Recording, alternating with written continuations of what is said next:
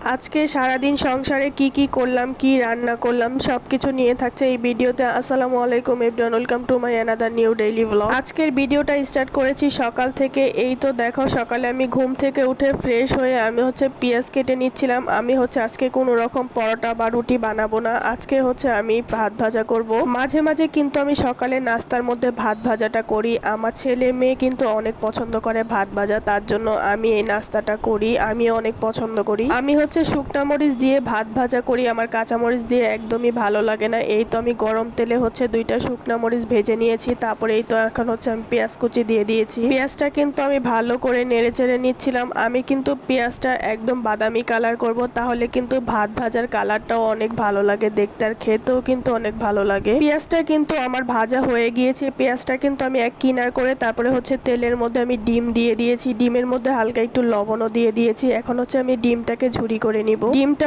আমি নেড়ে চেড়ে ঝুরি করে নিচ্ছিলাম। তারপরে এখন আমি পেঁয়াজ আর ডিম একসাথে ভালো করে নেড়ে চেড়ে নিব। ভাত ভাজার মধ্যে আমি কিন্তু একটা ডিম দিয়েছি, কারণ ভাত কিন্তু অল্প ছিল, তার জন্য আমি একটা ডিমই অ্যাড করেছি ভাত ভাজার মধ্যে। আমি যখনই ভাত ভাজা করি তখনই আমার বড় খালামুনির কথা মনে পড়ে, কারণ আমার বড় খালামুনিও ভাত ভাজা অনেক পছন্দ করে। খালামুনি যখন আমাদের বাসায় আসে তখন আমার আম্মুর কাছে বলে ভাত ভাজা খাবে, আমার আম্মু ভাত ভাজা করে দেয়। এই তো আমি পেঁয়াজ আর ডিমের মধ্যে ভাতগুলো দিয়ে দিয়েছি। ভাত দিয়ে আমি ভালো করে একটু নেড়ে চেড়ে নিচ্ছিলাম। এই তো আমার ভাত ভাজাটা হয়ে গিয়েছে। এখন আমি নেড়ে চেড়ে তারপরে চুলা থেকে নামিয়ে দিব। এই তো দেখো আমার ভাত ভাজার কালারটা কেমন হয়েছে, তোমরা কমেন্টে জানিয়ে যাবা। এখন আমি আমার দুই ছেলেকে নিয়ে ভাত ভাজা খেয়ে নিব। এই তো আমি একটা প্লেটের মধ্যে বেড়ে তারপরে রুমে নিয়ে আসছি। এই তো দেখো আমি এখন একটু খেয়ে দেখব কেমন হয়েছে। ভাত ভাজাটা কিন্তু আলহামদুলিল্লাহ অনেক মজা হয়েছে। আমার ছেলে দুইটা খেয়েও কিন্তু অনেক মজা বলতেছিল। ওদেরকে আজকে ভিডিওতে নেইনি, কারণ ওরা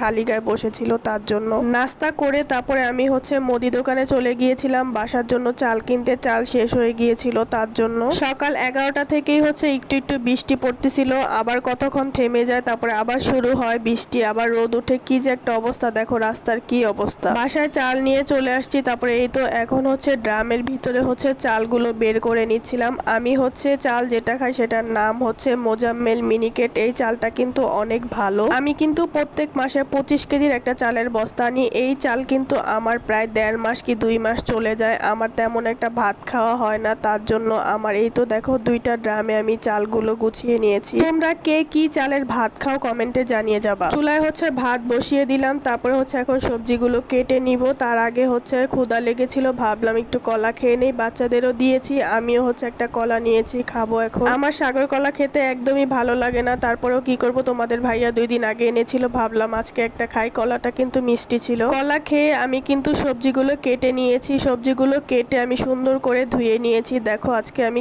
কি রান্না করব। এই তো আমি আজকে পেঁপে দিয়ে ডিম রান্না করব, আর আলু পটলের ভাজি করব। আমার কিন্তু আজকে রান্না করতে করতে অনেক লেট হয়ে গিয়েছিল, প্রায় 3টা বেজে গিয়েছিল। আমি 4টা বাজে আজকে ভাত খেয়েছি। আমি সবজিগুলো কেটে ধুয়ে তারপরে এই তো আমি পেঁপেটা চুলার মধ্যে বসিয়ে দিয়েছি। আমি পেঁপেটা একটু ভাপ দিয়ে নিব রান্না করার আগে। আমি কিন্তু রান্না শুরু করে দিয়েছি। এই তো দেখো আমি কিন্তু পেঁপের তরকারিটা রান্না করার জন্য মশলাগুলো কষিয়ে নিয়েছি। তারপরে এই তো ভাপ দিয়ে রাখা পেঁপেটা এখন মশলার মধ্যে দিয়ে ভালো করে নেড়ে চেড়ে নিচ্ছিলাম। আমি তো ডিম দিয়ে পেঁপে রান্না করছি, তার জন্য কিন্তু আমি পেঁয়াজের মধ্যে দারচিনি, এলাচ, তেজপাতা, 3-4টা লবঙ্গ এগুলো দিয়েছি। দিয়ে তারপরে আমি ময় মশলা দিয়ে মশলাটা কষিয়ে আমি পেঁপেটা দিয়ে দিয়েছি। তারপরে ভালো করে নেড়ে চেড়ে এখন কষিয়ে নিব। তরকারিটা কিন্তু প্রায় হয়ে গিয়েছে। আমি কিন্তু অফ ক্যামেরায় তরকারিটা কষিয়ে তারপরে ঝোল দিয়ে দিয়েছিলাম। তারপরে এখন আমি ডিম দিয়ে ভালো মতো নেড়ে চেড়ে নিচ্ছিলাম। আমার বাসায় মেয়ে নেই, মেয়ে নানু বাসায় গিয়েছে, তার জন্য কিন্তু আমি অল্প ডিমই দিয়েই তরকারিটা রান্না করেছি। আমি